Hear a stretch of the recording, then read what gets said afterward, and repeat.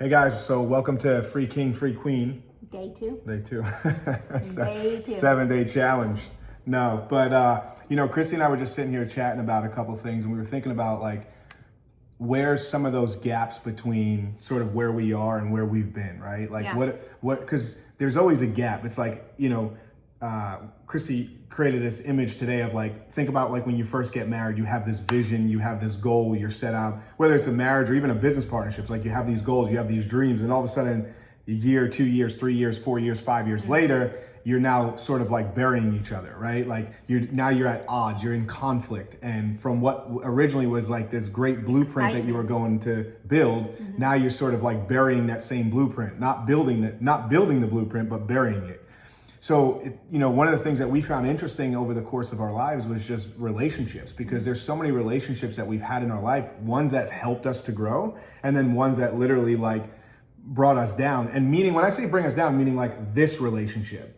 And one thing that we've learned in life was like guarding our relationships of who we allowed into our personal relationship, because it can affect it.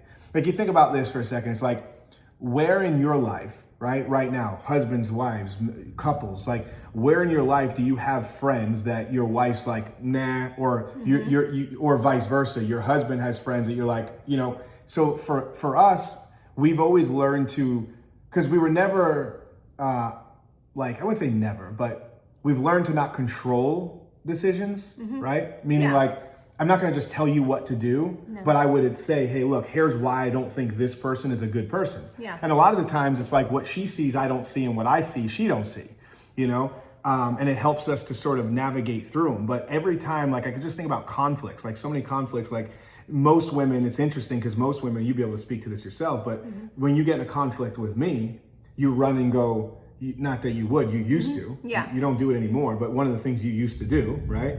Yes. How? Was no, I wouldn't shoot. I would. No. I would run. I'd slam doors. I'd kick doors. I'd let him know that I'm pissed off. But the reality is, in my hurt, in my pain, I'm really trying to piss him off. But so you would go understands. and talk to another female person behind the door that I just correct. slammed. Exactly. Yeah. And then if that person doesn't have the best interest, so that's the thing. Yes. If that person doesn't have the best interest of your relationship, for sure. like truly care about your relationship and says, hey, okay, Christy, like, yeah, maybe he did this, but what are you not seeing? What are you doing wrong? Yeah. It's like the same thing. I had relationships I can remember where I'd call, you call a guy, it's like, oh, I can't believe she did this, this, and this. And they're like, forget her, right? Forget her. Like she's toxic. She's this, she's that. But in reality, then you have another one that you talk to where they're like, hey, listen, but what are you not seeing? Like, what are you doing to cause it? You're the man, right? Like I'm the man. So it's my job to be the leader. As a leader, it means that if my wife is going through these issues, slamming doors, etc., what can I do, right? What can I do to be the leader? Like, what can I do to step up? I was just trying to actually like work on my muscle strength and just see each time. No, but two things. So one is no matter how many times you slice a piece of cheese, there's always two sides. Yeah. So here's the thing. If I were to take my side of the slice and go into my room behind my slam door, make a phone call to my sister or my mom or someone that's close to me, all I'm looking for is them to comfort me, number one. I'm not actually looking for the truth. The validation Correct. Of you're right, I'm wrong. Yes.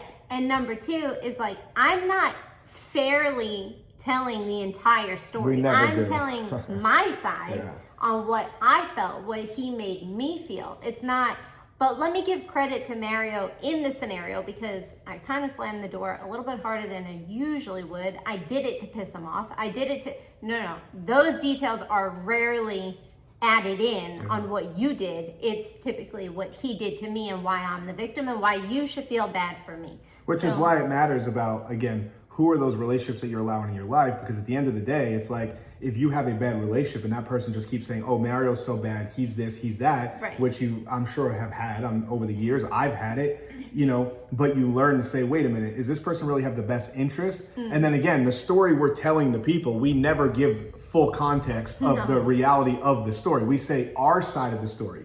So what we encourage you to do is think about not only who's in your life and who are you actually spilling your, whatever you want to call it, tea to, who are you spilling your tea to, but like, do they have your best interests for you and your husband, for you and your wife? Like, do they have the actual best interests? Do they have your best interests of where you are in life?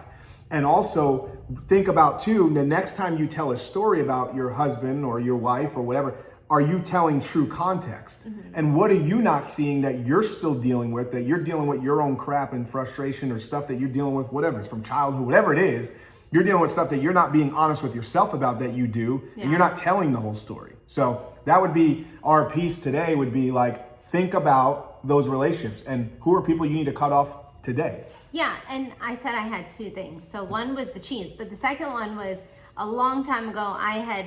We were having a conversation like this, and I had this visual, and I'm like, oh my gosh, like friends are like the rocket boosters on a rocket ship.